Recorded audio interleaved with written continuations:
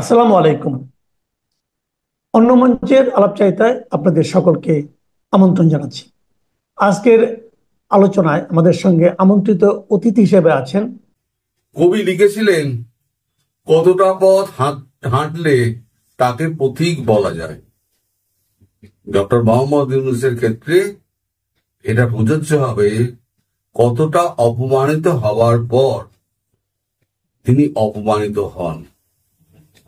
এখন এই যে ইটালিতে গেলেন, যাওয়ার আগে ওনার যখন শিডিউল টিডিউল তৈরি হলো, যখন এই শফিকুল ইসলাম যখন বললেন যে 12 তারিখে উনি রওনা হবেন, ফেরার তারিখটা বললেন না, আমি তখন একটা ভিডিও করেছিলাম 6 তারিখে।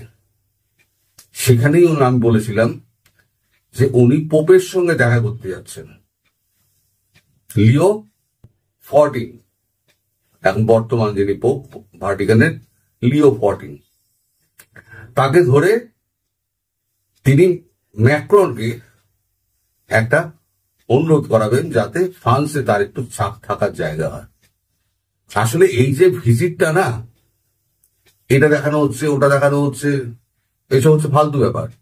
আসলে ওনার আশ্রয়স্থল খোঁজার জন্য উনি এই ভিজিটটা করছেন, সেটা আমরা অনেক আগেই খবর পেয়ে গেছি। আমি 6 তারিখে এটার ওরে ভিডিও করেছিলাম, আপনারা দেখে নিতে পারেন। আগাম বলে দিই তো, তাই আপনাদের মনে হয় কই হচ্ছিল তো। তাই এখন তো আপনারা জানতেই পারছেন যে ইতালিতে গিয়েছেন উনি পোপের সঙ্গে দেখা করবেন। আদৌ লিও 14 কি দেখা করবেন? কারণ ইটালির প্রেসিডেন্ট, ইটালির প্রধানমন্ত্রী যে মেলোনি, জর্জিয়া মেলোনি, তার সঙ্গে আমাদের প্রধানমন্ত্রীর একটা দারুণ সখ্যতা রয়েছে। তার ছবি টবিও আমি কালকে দিয়ে ভিডিও করেছিলাম। ডক্টর ইউনূসের ছবিটা দিয়ে নিয়ে অন্যকে আর অপমানিত আমি করতে চাই না। উনি এখন অফ রোডের যাত্রী, মানে ওই যে খানা খন্দ গর্তে ভর্তি যে রাস্তায় একটা ভাঙা গাড়ি নিয়ে তিনি জবাং জবাং করতে করতে যাচ্ছেন, ওই গর্তগুলো পড়ছে আর একটা করে ঝাঁকানি হচ্ছে, তার মানে উনি একবার করে অপমানিত হচ্ছেন। এখনো পর্যন্ত তিনি 14টি দেশ বোধহয় ভ্রমণ করেছেন, যেখানে যেখানে গিয়েছেন সেখানেই অপমানিত হয়েছেন। কোন রাষ্ট্রনেতা তার সঙ্গে দেখা করেনি, মেলোনিও তার সঙ্গে দেখা করেনি। জানি না এখানে নরেন্দ্র মোদী কি কাঠি বাটি বেড়েছেন, তাও তো আমি জানি না, এগুলো তো আর আমাদের জানার কথা নয়। কিন্তু মেলোনির অফিস তো ফোনই ধরেনি, এমন অবস্থা। সেইখানে পোপ দেখা করবেন লিও 14, আমার তো কেমন সন্দেহ লাগছে। আর পোপ বললেও আমাদের ম্যাক্রন সেটা মানবেন কি মানবেন না সেটা কিন্তু লাখ টাকার প্রশ্ন। কারণ ফ্রান্সের অবস্থা এমনিতেই খুব খারাপ, দাঙ্গা ফাঙ্গা চারদিকে হচ্ছে। এই মুসলিম ভার্সেস ইউরোপিয়ান যারা রয়েছে, ফ্রান্সের অধিবাসী, তাদের মধ্যে একটা দাঙ্গা ভাঙ্গা হচ্ছে। আর সেই মুহূর্তে একটা স্বৈর শাসককে সেই দেশে স্থান দেওয়া, সেটাতে মানে সেটা হবে কি আগুনে ঘি পড়ার মতো। কারণ বাংলাদেশের যা অবস্থা এখন, আর শুধু আমরা জানি তা নয়, সারা পৃথিবীর লোক জানে। আমি ভারতের কথা পরে আসছি, যেটা দিয়ে আপনার হেডিংটা দেখছেন।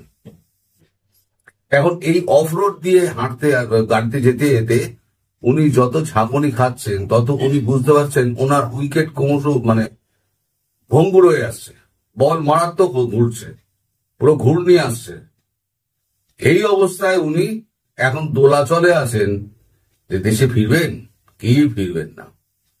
আচ্ছা, আমি ওই ভিডিওতে একটা কথা বলেছিলাম যে হয় উনি যাওয়ার পথে অথবা ফেরার পথে উনি ভারতে কারোর সঙ্গে দেখা করতে চান। এবার আমি ভেতরের গল্পটা আপনাদের কালকে বলি। কালকে যে খবরটা আমি পেয়েছি সেটা হচ্ছে আপনাদের খলিলুর রহমান, তিনি আমাদের বিদেশ দপ্তরে বেশ কয়েকবার যোগাযোগ করেছেন এবং প্রধানমন্ত্রীর সচিবকেও ফোন করেছেন যে প্রধানমন্ত্রীর সঙ্গে একটা 5 মিনিট যে সাক্ষাৎ হয়, প্রধানমন্ত্রীর দপ্তর থেকে কোনো উত্তর দেওয়া হয়নি। ঠিক তেমনই উত্তর দেওয়া হয়নি জয়শঙ্করের অফিস থেকেও। তার মানে একেবারে ভারতবর্ষ পাত্তাই দিচ্ছে না, ভারতবর্ষ ট্রাম্পকে পাত্তা দিচ্ছে না। এই যে আপনার পিস মিটিং হচ্ছে না ইজিপ্টে, সেই পিস মিটিংয়ে ভারতবর্ষের প্রধানমন্ত্রী নরেন্দ্র মোদী তো যাননি, জয়শঙ্করজিকে পর্যন্ত পাঠাননি, পাঠিয়েছেন বিদেশ দপ্তরের একজন প্রতিমন্ত্রীকে, যার কোনো কাজ থাকে না। একটা ছোটখাটো দল থেকে নেওয়া হয় তো গভর্নমেন্ট করার জন্য, এনডিএ, তা একটা মন্ত্রিত্ব দিয়ে দেওয়া হয়, ওই কলম পেশার কাজ, তাকে পাঠিয়ে দিয়েছেন। তার ভারতবর্ষ 2 পয়সার দাম দিচ্ছে না আমেরিকাকে। যে ভারতবর্ষ 2 পয়সার দাম দেয় না আমেরিকাকে, সে বাংলাদেশকে কি দাম দেবে? তারপরে তো বাংলাদেশ তো ওখানে বসে, বিদেশে বসে যেখানে গিয়েছে সেখানে ভারতবর্ষ সম্পর্কে উনি বিষোদ্গার করেছেন। আবার ভারতবর্ষে এসে নরেন্দ্র মোদীর সাক্ষাৎ পাওয়ার জন্য তিনি বিভিন্ন দপ্তরে খলিলুরকে দিয়ে যোগাযোগ করাচ্ছেন। তাই বলছি, আর কত অপমানিত হলে তবে তিনি বুঝবেন তিনি অপমানিত হয়েছেন। তার এই অফরোডে গাড়ি চলা আর ঝাঁকানি, তাতে কিন্তু ওনার ইমেজ মারাত্মক রকমের ক্ষতি হচ্ছে। ওনার অবস্থাটা কেমন হয়েছে আমি আপনাদের বলি, একটা গল্প ছলে বলছি, এটা বাস্তবেও আপনারা তো দেখেছেন। কারণ আমাদের এখানে কলকাতা শহরে আগে প্রচুর জায়গা ছিল, এখন আর জায়গা টায়গা নেই। এখন আমাদের কমিউনিটি হল ভাড়া করে, যেমন আমার ছেলের বিয়েতেও কমিউনিটি হল ভাড়া করতে হচ্ছে, হল ভাড়া করে সেখানে বিয়ে দিতে হচ্ছে। কারণ এখানে মাটি নেই, সব একবারে বাড়ি হয়ে গেছে, লম্বা লম্বা উঁচু উঁচু ফ্ল্যাট হয়ে গেছে। তা যখন আগে সামিয়ানা টানিয়ে যখন এই সমস্ত বিয়ে থা হতো না, তখন হালুইকরের সঙ্গে একটা লোক থাকতো বাঁশের লাঠি নিয়ে, তাকে বলতো তারণদার, নাম ছিল তারণদার। তার কাজ ছিল কি, গেটের সামনে এবং চৌহদ্দিতে সে লাঠি নিয়ে ঘুরে বেড়াতো, পাড়ার যত নেড়ি কুত্তা আছে সেই নেড়ি কুত্তাগুলো এসে বিয়ে বাড়ির সামনে ওখানে ভিড় বাড়াতো। আর ওই তারণদার কি করতো, যখনই দেখতো তখনই আচ্ছা করে লাঠি দিয়ে পেটাতো, পেটালে পরে কুকুরগুলো পালিয়ে যেত। আবার হয়তো 1 মিনিট 2 মিনিট 5 মিনিট 10 মিনিট বাদে আবার দল বেঁধে ওই হাড্ডি খাওয়ার জন্য চলে আসতো। এদের হাজার মারো এই কুত্তাদের, সেই কুত্তারা কিন্তু যাবে না, ওদের গো হাড্ডি না পাওয়া পর্যন্ত ওরা যাবে না। এখন তো আমাদের এখানে নির্বীজকরণ ফরণ হওয়ার পরে তো এখন আমাদের নেড়ি অনেক কমে গেছে, অনেক কমে গেছে, প্রায় 60% নেড়ি কমে গেছে, সব নির্বীজকরণ করে দেওয়া হয়েছে। ওই জন্য নেড়িদের সন্তানাদি খুব একটা হয় না, কারণ এরা রাত্রিবেলা লোককে চলতে দেয় না, যখন তখন তেড়ে আসে, কামড়ে দেয়, তারপরে রাস্তাঘাটে বাস সেবা পড়ে। আমাদের এখানে ঘন ঘন গাড়ি যাতায়াত করে, ব্যস্ত রাস্তায় পারাপার হয়, ফলে আমাদের এখানে নেড়ি কুত্তা কমে গেছে। কিন্তু বাংলাদেশে শুনছি তো নেড়ি কুত্তা অনেক বেড়ে গেছে। আবার নেড়ি কুত্তাদের তাড়ানোর জন্য সে তারণদারও নেই। আর এই এখন আমাদের ইউনুস সাহেব হয়ে গেছে কি, সেই এরকম হয়ে গেছে, হাড্ডি যেখানে পাবে, হাড্ডির জন্য ইউনুস সাহেব, হাড্ডিটা হচ্ছে একটা ছবি, যার সঙ্গে তার সঙ্গে হোক একটা ছবি ওনার চাই। সে ইটালির মেয়রের অফিসে গিয়ে একটা কাতারের সোফায় বসে তো ছবি তুললো, ওনার ছবি একটা চাই। উনি এনার সঙ্গে দেখা করেছেন, তারপর মানে ওটাকে এস্টাবলিশ করা যে উনি কোথাও গিয়েছেন, কারোর সঙ্গে দেখা করেছেন। আসল কথাটা হচ্ছে উনি আশ্রয় সন্ধান করে বেড়াচ্ছেন, কারণ ওনার বুঝে গেছেন পিছে ঘূর্ণি ধরেছে, পিছে ফাটল ধরেছে, বল বাই বাই করে ঘুরছে, কখন কি হয়ে যায় কোনো ঠিক নেই, কোন সময় গতি পড়ে যায়। তা এখন উনি, আমি তখন সেই 6 তারিখের ভিডিওটাতে বলেছিলাম যে এখন উনি দোলাচলে রয়েছেন, যে আদৌ ফিরবেন না ফিরবেন না। যদি দেখেন যে উইকেটের প্রচন্ড রকম ঘূর্ণি, তাহলে কিন্তু ওনার আসার কিন্তু ডেট কিন্তু ঘোষণা করা হয়নি, ডেটটা কিন্তু উজ্জ রাখা হয়েছে। আমি এই যে আমি আমাদের দেশের এই যে নেড়ি কুত্তার গল্প করলাম, এর সঙ্গে কিন্তু আমি কারণ মেলাতে চাইছি না, আমি একটা উদাহরণ দিলাম যে হাড্ডির লোক আর ইউনুস সাহেবের ছবির লোক। আর যে নিজেকে একবার একটা মেয়রের সঙ্গে বসিয়ে দেয়, তার গ্রেডকে যখন নিচে নামিয়ে দেয়, তাহলে প্রধানমন্ত্রী তাকে ভ্যালু দেবে কেন? একটা ছোট একটা স্টেটের একটা শহরের একটা মেয়র, তাও দেখলাম তিনি একটা সিঙ্গেল চেয়ারে, তার যে সহকারী তিনি একটা সিঙ্গেল চেয়ারম্যানের সোফায়, আর উনি বসে আছেন লোক লস্কর সমেত সমস্ত লম্বা লাইন দিয়ে যে সোফাগুলো আছে সেই সোফারে একটা কাতারে বসে আছেন। ওনার একটা সিঙ্গেল সোফাও জোটেনি। শুরু করেছিলাম কবির কবিতা দিয়ে, কতটা পথ চললে পরে পথিক হওয়া যায়, আর কতটা অপমানিত হলে তবে অপমানিত হওয়া যায়। ডক্টর ইউনূসের ক্ষেত্রে সেটা হচ্ছে একদম প্রযোজ্য। কারণ ভারতবর্ষ এখন এমন একটা অবস্থানের মধ্যে রয়েছে, যে কোনো সময় যা কিছু হতে পারে। তাই এর মধ্যে ডক্টর ইউনূসের সঙ্গে দেখা করে ভারতবর্ষ আর জটিলতা বাড়াতে চায় না। ভারতবর্ষ নিজের অবস্থান ঠিক করে নিয়েছে, কি করে কি করবে সব অবস্থান ঠিক করা হয়ে গেছে। যে কোনো দিন যে কোনো সময় হয়তো কিছুদিনের মধ্যে দেখতে পাবেন শেখ হাসিনা বিদেশ উড়ে গিয়েছেন। ফলে এখন ডক্টর ইউনূস, জল যখন নাকের ওপরে উঠে গিয়েছে, ডক্টর ইউনূস এখানে এসে কোনো ডাল গলাতে পারবেন না, ডক্টর ইউনূসকে কেউ পাত্তাও দেবেন না। এই মুহূর্তে আপনাদের সামনে কথা বলতে এসে 15 সেনা কর্মকর্তা গ্রেপ্তারের নির্দেশের অপেক্ষায় পুলিশ, এই প্রসঙ্গটা নিয়ে আপনাদের সামনে এই মুহূর্তে কথা বলবো। আপনারা জানেন যে সেনা কর্মকর্তাদের বিচার নিয়ে এই মুহূর্তে বাংলাদেশ এক জটিল সময়ের মুখোমুখি। পুরনো কথা তারপরেও রিপিট করি যে গত 8 October ICT international crimes tribunal একটি গ্রেফতারি পরোয়ানা জারি করে, যেখানে 25 জন সেনা কর্মকর্তার বিরুদ্ধে মানবতা বিরোধী অপরাধের দায়ে গ্রেফতারি পরোয়ানা জারি করেছে সেনা কর্মকর্তাদের। এখানে কর্মরত আছেন, এখানে অবসরপ্রাপ্ত আছেন।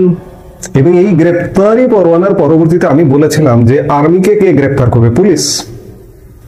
পুলিশের নিজেরই তো মাজা ভাঙ্গা, সেই পুলিশ কিভাবে গ্রেফতার করবে সেটি বড় প্রশ্ন। আজকে দৈনিক যুগান্তর একটি প্রতিবেদন করেছে। প্রতিবেদনটিতে বলেছে যে 15 সেনা কর্মকর্তাদের গ্রেফতারের অপেক্ষায় পুলিশ। যুগান্তরের প্রতিবেদনে বলা হচ্ছে, গুম নির্যাতনের ঘটনায় মানবতা বিরোধী অপরাধে আন্তর্জাতিক অপরাধ ট্রাইব্যুনালের মামলায় অভিযুক্ত 15 সেনা কর্মকর্তাকে গ্রেফতার করার নির্দেশের অপেক্ষায় পুলিশ। অভিযুক্ত 15 কর্মকর্তা বেশ কয়েকদিন ধরে সেনা হেফাজতে আছেন। এখানে একটু বলা দরকার, আমি বারবার বলি, তারপরে আমার হয়তো অন্য কন্টেন্ট আজকে আপনি এখন যিনি শুনছেন হয়তো শোনেননি, যে সেনা হেফাজতে আছেন। হেফাজত মানে কিন্তু গ্রেপ্তার নয়। 8 তারিখ, আজকে 15 তারিখ, 1 সপ্তাহ হয়ে গেছে। সেনা হেফাজতে গত বছর আওয়ামী লীগ পতনের পর রাজনীতিবিদ, বিচার বিভাগের অধিকর্তারা, প্রশাসনের অধিকর্তারাও কিন্তু সেনা হেফাজতে ছিলেন, সেটি কিন্তু গ্রেপ্তার নয়। কাজে এই যে এখন যে সেনা হেফাজতে আছেন বলা হচ্ছে, এটাও কিন্তু গ্রেপ্তার নয়। বারবার আইন বলছে যে গ্রেপ্তার করবে পুলিশ, পুলিশ 7 দিনেও গ্রেপ্তার করতে পারেনি। বিষয়টা কিন্তু এখনো পর্যন্ত ঝুলন্ত অমীমাংসিত অবস্থায় আছে এবং এটি নিয়ে নানা রকম আলাপ আলোচনা হচ্ছে। আসলে কে বিচার করবে? আইসিটি করবে নাকি সেনা আইন করবে?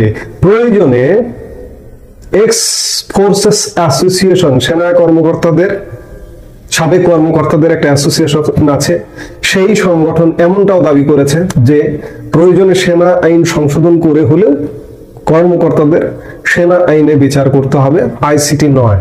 তাহলে বিষয়টি কিন্তু ঝুলে গেছে, ঝুলন্ত অবস্থায় আছে আজকে 7 দিন যাবত, এবং আগামী 22 অক্টোবর আদালতে হাজির করতে হবে, আইসিটির যে বিশেষ ট্রাইব্যুনালের আদালতে, এই ওয়ারেন্ট ইস্যু যাদের হয়েছে তাদেরকে। মাঝখানে আরো 7 দিন, এর মধ্যে নিশ্চয়ই একটি সুরাহা হবে। প্রসিকিউশন বিভাগের মতে গ্রেপ্তারের এখতিয়ার একমাত্র আইন শৃঙ্খলা বাহিনী তথা পুলিশের। যদি পুলিশ তাদের গ্রেপ্তার করে তখন আইন প্রযোজ্য হবে। সেক্ষেত্রে গ্রেপ্তারের 24 ঘন্টার মধ্যে আদালতে আনতে হবে। ট্রাইব্যুনালে অভিযুক্ত সেনা কর্মকর্তাদের সেনা আইনের বিচারের দাবি জানিয়েছে এক্স ফোর্সেস অ্যাসোসিয়েশন। আমি খানিক আগে এগুলো বললাম। সংগঠনটির দাবি, প্রয়োজনে সেনা আইন সংশোধন করে গুমের মতো গুরুতর অপরাধে জড়িত কর্মকর্তাদের বিচার নিশ্চিত করতে হবে। এদিকে যুগান্তর ডিএমপি কমিশনার শেখ সাজ্জাদ আলীর কাছে এই বিষয়টি নিয়ে জানতে চেয়েছিলেন। ডিএমপি কমিশনার বলেন যে বিষয়টি অনেকটা নির্ভর করছে সেনাবাহিনীর ওপর, আমাদের তেমন কিছু করার নেই। যারা হেফাজতে আছেন তাদের আমরা গ্রেপ্তার করব নাকি সেনা আইনে বিচার হবে সে বিষয়ে আমি এখনই কিছু জানি না। অর্থাৎ পুলিশের মধ্যেও দ্বিধা দ্বন্দ্ব কাজ করছে যে এটি আইসিটিতে বিচার হবে নাকি সেনা আইনে বিচার হবে। দ্বিধাদ্বন্দ্ব কাজ করছে বলে পুলিশ জানে না। পুলিশের কাছে তো আইসিটি বা চিফ প্রসিকিউটরের বক্তব্য অনুযায়ী পুলিশের কাছে গ্রেপ্তারি পরোয়ানা ইতিমধ্যে পৌঁছে যাওয়ার কথা, কিন্তু ডিএমপি কমিশনার বলছেন জানি না। ডিএমপি কমিশনার আরো যা বলছেন যে আমাদের যা হুকুম দেবে আমরা তাই করব, কোর্টের আদেশ এখনো আমরা পাইনি। ডিএমপি কমিশনার এটি বলছেন। সেনাবাহিনী থেকে যদি আমাদের কিছু বলে তাহলে আমরা তাদের সহযোগিতা করব, তাদের সঙ্গে আমাদের যোগাযোগ চলছে। এক প্রশ্নের জবাবে তিনি বলেন অনেকগুলো গ্রেপ্তারি পরোয়ানা ঢাকার বাইরে চলে গেছে, সেগুলো আনা হচ্ছে, এছাড়া আরো কিছু প্রক্রিয়া চলছে। এদিকে পুলিশ সদর দপ্তরের উচ্চপদস্থ এক কর্মকর্তা জানিয়েছেন ঢাকা সেনানিবাসের একটি ভবনকে রোববার সাময়িকভাবে কারাগার ঘোষণা করা হয়েছে। 15 সেনা কর্মকর্তাকে গ্রেপ্তার দেখানোর পর আদালতে হাজির করা হবে। আদালত নির্দেশ দিলে তাদের সেনানিবাসের সাময়িক কারাগারে রাখা হবে। সাময়িক কারাগারটি পরিচালিত হবে ঢাকা কেন্দ্রীয় কারাগারের অধীনে। যুগান্তর স্বরাষ্ট্র মন্ত্রণালয়ের যুগ্ম সচিব খলিল আহমেদের কাছেও এই বিষয়টি নিয়ে জানতে চেয়েছিলেন। খলিল আহমেদ বলেছেন বিষয়টি খুবই সেন্সিটিভ। আমি বলবো না যে নিয়ে কিছু জানি না, অনেক গুরুত্বপূর্ণ তথ্য আমার জানা আছে, কারণ এ সংক্রান্ত ডেস্কটির দায়িত্ব আমার, কিন্তু আমার হাত পা বাঁধা, তাই কোনো তথ্য দিতে পারছি না। কিছু বললে সচিব মহোদয় বলতে পারেন। যুগান্তর কারা অধিদপ্তরের এআইজি জান্নাতুল ফরহাদের কাছেও জানতে চেয়েছেন বিষয়টি নিয়ে। জান্নাতুল ফরহাদ যুগান্তরকে বলেন সাময়িক কারাগার ঘোষণার বিষয়ে আমরা অবগত। এই কারাগারটি পরিচালিত হবে ঢাকা কেন্দ্রীয় কারাগারের অধীনে। এর বাইরে এই মুহূর্তে কোনো তথ্য আমাদের কাছে নেই। সেখানে কারা থাকবে, কোন পদমর্যাদার কর্মকর্তারা দায়িত্ব পালন করবেন, কারাগারটি কতদিন মেয়াদের হবে, এসব বিষয়ে সুনির্দিষ্ট কোনো নির্দেশনা আসেনি। নির্দেশনা পাওয়ার পর আমরা যথাযথ ব্যবস্থা নেব। এদিকে হেফাজতে থাকা অভিযুক্ত সেনা কর্মকর্তাদের সুষ্ঠু বিচারের জন্য সেনা আইন সংশোধনের দাবি জানিয়েছে এক্স ফোর্সেস অ্যাসোসিয়েশন। আমরা খানিক আগে যেটি বললাম, মঙ্গলবার ঢাকা রিপোর্টার্স ইউনিটির সাগর রুমি হলে এক সংবাদ সম্মেলনে এই দাবি জানিয়েছে সংগঠনটি। গুজব নয়, দেশপ্রেমী ঐক্য, সেনাবাহিনী ও জনগণের মধ্যে বিভ্রান্তি সৃষ্টির অপচেষ্টা প্রতিহতকরণ প্রসঙ্গে শিরোনামে সংবাদ সম্মেলনের আয়োজক এক্স ফোর্সেস অ্যাসোসিয়েশন। অর্থাৎ চাপ বাড়ছে কিন্তু এই বিষয়টি নিয়ে। এতে সংগঠনটির সাধারণ সম্পাদক লেফটেন্যান্ট অবসরপ্রাপ্ত সাইফুল্লাহ খান সাইফ লিখিত বক্তৃতায় বলেন আমরা অপরাধীদের বিচারের পক্ষে, তবে সেই বিচার হতে হবে স্বচ্ছ, সুনির্দিষ্ট প্রমাণের ভিত্তিতে এবং সংবিধান ও মানবাধিকারের মূলনীতির আলোকে, যেখানে কোনো ফুল স্টপ থাকবে না। আর্জেন্টিনা, চিলি, মেক্সিকো ও তুরস্কে সেনা আইন সংশোধনের মাধ্যমে ডিক্টেটরদের বিচার হয়েছে। বাংলাদেশেও প্রয়োজনে সেই পথ অনুসরণ করা যেতে পারে। তিনি বলেন আন্তর্জাতিক অপরাধ ট্রাইব্যুনাল ও সেনাবাহিনীর মধ্যে সমন্বয় রেখে ম্যানুয়াল অব ব্যান্ডিন মিলিটারি আইন সংশোধন করে বিচার কার্যক্রম পরিচালনা করা উচিত। এভাবে যদি করা না হয় তবে ভবিষ্যতে এই বিচারের স্থায়িত্ব বা টিকে থাকার সম্ভাবনা কম। যেটি হোক, সেনা কর্মকর্তাদের বিচার নিয়ে আজকে এক সপ্তাহেও ধোঁয়াশা কাটেনি। আমি নিজেও বাংলাদেশের একজন নাগরিক হিসেবে মনে করছি যে এই বিষয়টি অমীমাংসিত অবস্থায় আছে এবং এই অমীমাংসিত বিষয়টি কতদিনে মীমাংসা হয় সেটি দেখার জন্য আমাদের অবশ্যই অপেক্ষা করতে হবে এবং এই বিষয়টিকে নিয়ে অন্য কোনো পরিস্থিতির উদ্ভব হয় কিনা সেই শঙ্কাও কিন্তু উড়িয়ে দেওয়া যায় না। এই সবকিছু দেখতে আমাদের নিশ্চয়ই অপেক্ষা করতে হবে। পুলিশ যতই নির্দেশের অপেক্ষায় থাকুন না কেন 15 সেনা কর্মকর্তাকে গ্রেপ্তার করতে, অপেক্ষায় থাকলেও পুলিশকে গ্রেপ্তার করতে পারবে আসলে? যদিও অতীতে সেনা কর্মকর্তাকে পুলিশ গ্রেপ্তারও করেছেন। এই 5 আগস্ট গত বছরের ক্ষমতার পর পরিবর্তনের পর দু একজন সেনা কর্মকর্তা যে জেলে নেই সর্বোচ্চ লেভেলের, জেনারেল লেভেলের, এই মুহূর্তে মেজর জেনারেল জিয়াউল হকের কথা বলা যায়, তিনি এই মুহূর্তে কারাগারে বন্দী হয়ে আছেন। কিন্তু এটি যেহেতু একটা সম্মিলিত, একসাথে 25 জনের এই সম্মিলিত প্রচেষ্টা আসলে কি হবে সবকিছু দেখতে আমাদের অপেক্ষা করতে হবে। যে কোনো সময় যে কোনো পরিস্থিতির উদ্ভব হতে পারে, আমরা নিশ্চয়ই দেখব।